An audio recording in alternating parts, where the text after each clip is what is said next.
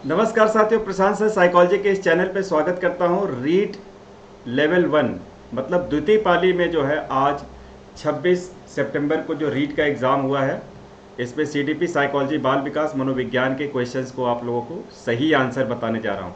बिल्कुल सही और बिल्कुल एक्यूरेट आंसर यहाँ पे आपको बताया जाएगा इस चैनल पे। आप सभी लोगों को जल्दी जल्दी मैं आंसर्स बताऊँगा। तो साथियों आइए रीट लेवल 1 का सीडीपी साइकोलॉजी बाल विकास मनोविज्ञान के क्वेश्चंस के आंसर को देखते हैं।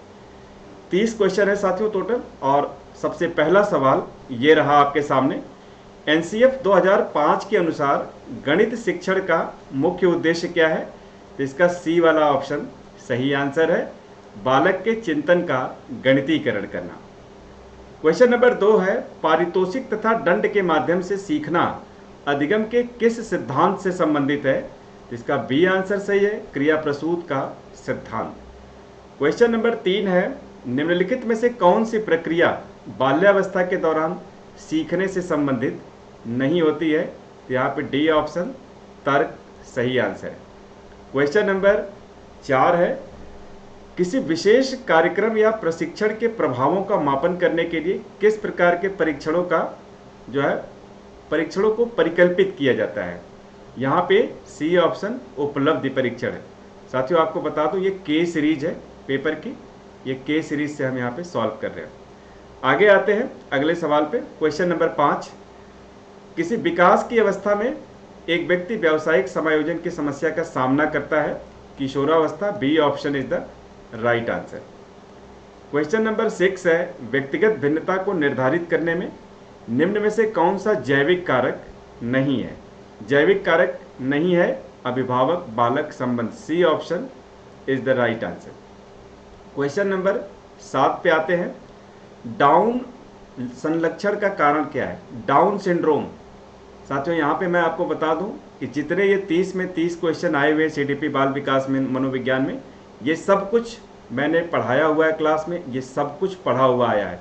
चाहे वो यहाँ पे रीट का लेवल 2 का एग्ज़ाम रहा हो प्रथम पाली में, चाहे रीट का प्रथम जो है लेवल 1 का एग्ज़ाम द्वितीय पाली में हो, ये जो 60 क्वेश्चन सीडीपी के हैं अक्षरशः पढ़ाए हुए हैं, जो मैंने अनअकैडमी के लर्निंग ऐप पे पढ़ाए थे और अनअकैडमी के यूट्यूब चैनल पे भी पढ़ाए थे। तो साथियों आप लोग यहाँ पे आप देखेंगे ये जो है ट्राइसोमी 21 होता है। डाउन सिंड्रोम के बारे में हमने कई बार बताया है क्लास में। यहाँ पे त्रिगुणसूत्रता जो है 21, B option is the right answer. Question number 8 पे आते हैं। अगला सवाल ये रहा, विश्वसनीयता की अवधारणा से आशय क्या होता है? विश्वसनीयता का यहाँ पे प्राप्तांकों की बारंबारता से मतलब है, C option is the right answer.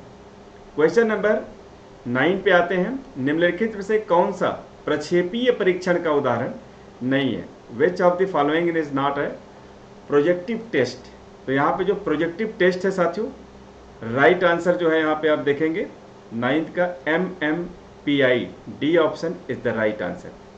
Question number 10 पे आते हैं। अगला सवाल ये रहा, यहाँ पे बहुबुद्धिमत्ता सिद्धांत किसने प्रस्तावित किया, प्रतिपादित किया? A option Howard Gardner, A right answer है। क्वेश्चन नंबर 11 पे आते हैं, मानव विकास आजीवन चलता रहता है, यद्यपि दो व्यक्ति बराबर नहीं होते, किंतु सभी सामान्य बालकों में विकास का एक क्रम सा रहता है, सभी में एक क्रम रहता है। यह कथन किस सिद्धांत की ओर संकेत करता है? तो यहाँ पे आप देखेंगे विकास का समान प्रतिरूप सिद्धांत, यहाँ पे समान पैटर्न का सिद्धांत है, C option is the right answer. Question number 12 है, जीन पियाजे के अनुसार संज्ञानात्मक विकास की अंतिम अवस्था कौन सी होती है? बहुत आसान सवाल है, अमूर्त संक्रियात्मक अवस्था या formal operational, B option is the right answer. Question number 13 है, यहाँ पे आनुवंशिकी के जनक कौन माने जाते हैं? तो A option is the right answer, Gregor John Mendel is the right answer. Question number 14 पे आते हैं, व्यक्तित्व का मनोविश्लेषणात्मक सिद्धांत किसने प्रतिपादित किया है? मनोविश्लेषणात्मक सिद्धांत सिगमंड फ्रायड ने प्रतिपादित किया, B option is the right answer. Question number 15 पे आते हैं, एक 10 वर्षीय बालक की मानसिक आयु जो है वह 12 वर्ष है, तो जो है उसकी बुद्धि लब्धि क्या मानी जाएगी? यहाँ पे एक 12 वर्ष जो है उसका मेंटल एज हो गया और 10 वर्ष जो है उसका क्रोनोलॉजिकल एज हो गया, मतलब तेज तर्रार बालक है, 120 उसकी बुद्धि लब्धि मानी जाएगी, C option is the right answer. Question number 16 पे आते हैं अगले सवाल पे। शिक्षण अधिगम का मनोवैज्ञानिक आधार किस चीज़ पर निर्भर करता है? मनोवैज्ञानिक आधार जो है अध्यापन शैली पे या टीचिंग स्टाइल पे निर्भर करता है। A option is the right answer. Question number 17 पे आते हैं। According to right RTE act 2009 the pupil teacher ratio for primary school should be, जो है अध्यापक और बालकों का जो रेशियो होना चाहिए RTE 2009 के अनुसार। अभी जल्दी ही मैंने एक वीडियो इस पे बनाई थी और ये भेजी थी, जो वीडियो देखा होगा इसी चैनल पे, प्रशांत सर साइकोलॉजी वाले चैनल पे। वो वीडियो में जो है हमने पूरा डिटेल में जो है शिक्षकों का और जो स्टूडेंट्स उनके रेशियो के बारे में, प्रिंसिपल के बारे में डिटेल में डिस्कस किया था। तो यहाँ पे जो है 30 और 1 का रेशियो होना चाहिए। क्वेश्चन नंबर 18 है, मध्यावधि परीक्षा मिड टर्म एग्ज़ाम जो है यह किस चीज़ का उदाहरण माना जाएगा? तो यह जो है योगात्मक मूल्यांकन या समेटिव मूल्यांकन इज द राइट आंसर। यहाँ पे जो इसको हम आप लोगों से अनअकैडमी के लर्निंग ऐप पे भी सुबह 8 बजे डिस्कस करेंगे। आप लोग वहाँ पे भी आ सकते हैं, डेली हमारे साथ स्पेशल क्लास जो बिल्कुल फ्री में चलती है अटेंड कर सकते हैं। क्वेश्चन नंबर 19 है, देखेंगे कौन सा रोग वंशानुगत है? हेरिडिटी के कारण कौन सा रोग होता है? तो B option is the right answer. Phenylketonuria, जिसको हम PKU कहते हैं। ये PKU का अभी अनअकैडमी के लर्निंग ऐप पे भी हमने 2 दिन पहले क्लास लेकर के पूरा डिटेल में हमने पढ़ाया था। PKU जो होता है यह फेनिलकेटोन्यूरिया एक मेटाबॉलिज्म की प्रॉब्लम का जो है डिजीज होता है, जिसमें रक्त का थक्का नहीं जनता है और बच्चे को जो है मानसिक बीमारी भी हो जाती है, मेंटल डिसऑर्डर भी हो जाती है। यहाँ पे साथियों आप देखेंगे निम्नलिखित में से कौन सा बुद्धि का निष्पादन परीक्षण है, परफॉर्मेंस टेस्ट है?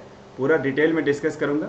सही आंसर यहाँ पे है, आप देख सकते हैं Bhatia battery is the right answer, performance test.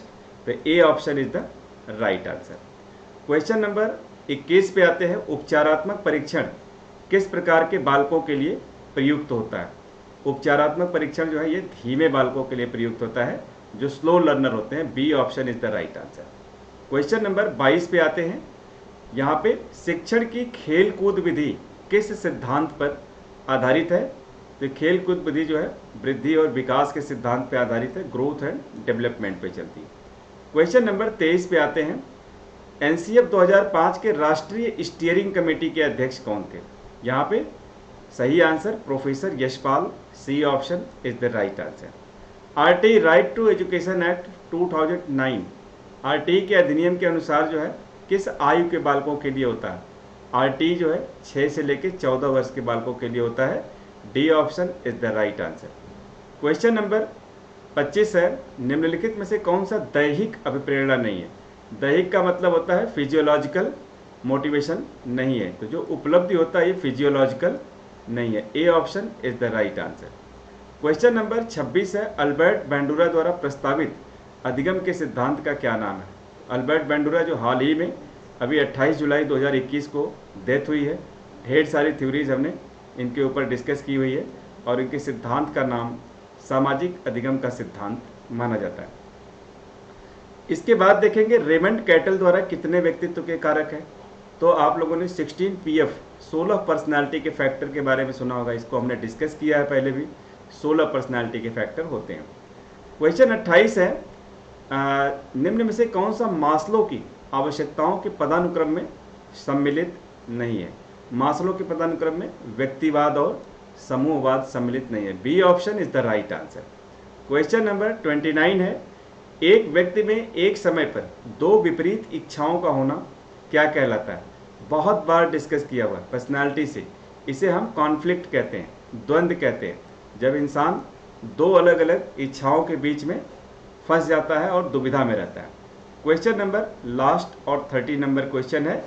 निम्न में से कौन सा अनुसंधान स्टीफन कोरे से संबंधित है? स्टीफन कोरे जो है एक अमेरिकन जो है रिसर्चर है और इन्होंने जो है 70s के दशक में जो है इन्होंने रिसर्च किया और इनके सिद्धांत का नाम, इनके रिसर्च का नाम क्रियात्मक अनुसंधान है, जिसको हम एक्शन रिसर्च के नाम से जानते हैं। तो साथियों ये रहे CDP बाल विकास मनोविज्ञान के 30 क्वेश्चन रीट लेवल 1 द्वितीय पाली में। आज 26 सितंबर 2021 को रीट की परीक्षा हुई। साथियों, इस तरह से इस चैनल पे, प्रशांत सर साइकोलॉजी के चैनल पे साइकोलॉजी से रिलेटेड, शिक्षक भर्ती परीक्षा से रिलेटेड बहुत सारे टॉपिक्स को, बहुत सारे क्वेश्चंस को हम यहाँ पे सॉल्व करते रहेंगे। पूरी सीरीज चलाएंगे, पूरे क्वेश्चंस को लेके आएंगे और टॉपिक वाइज भी इस पर स्टडी करेंगे। अगर आप टेट की तैयारी कर रहे हैं, सीटेट की तैयारी कर रहे हैं, आप टीचर बनने जा रहे हैं, पीआरटी, टीजीटी, पीजीटी, तो आप इस चैनल को सब्सक्राइब कर लीजिएगा। वीडियो में अगर कोई भी प्रॉब्लम होगी, कोई भी दिक्कत होगी आपको, तो आप कमेंट सेक्शन में भी लिख करके आप मुझे बताइएगा और अनअकैडमी के लर्निंग ऐप पे भी आप मुझे फॉलो कर सकते हैं। Thank you.